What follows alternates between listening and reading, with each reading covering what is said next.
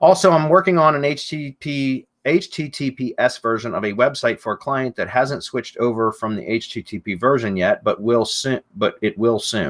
Is it okay to set one of your syndication networks, RYS stacks, and press release orders in motion before I actually launch?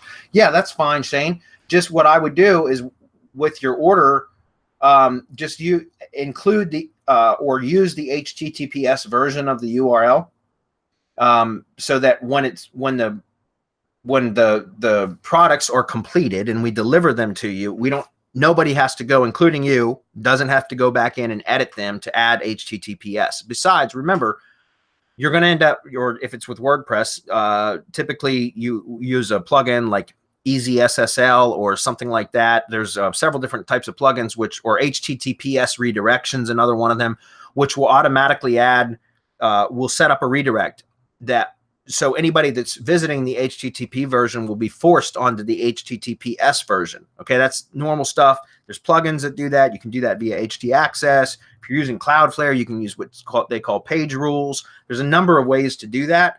And so it really doesn't matter.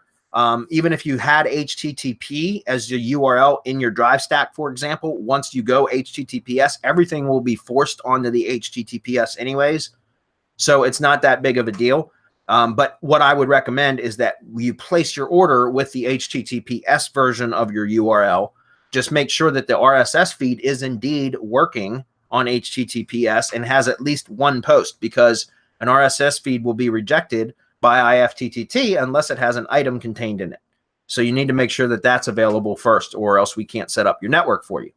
Okay. But again, I would recommend just going ahead and ordering everything with the HTTPS version of the URL, because you're in the process of switching over anyways. And so once you do, everything will be the way that you want it, and it won't have to be edited, which is a bunch of unnecessary work.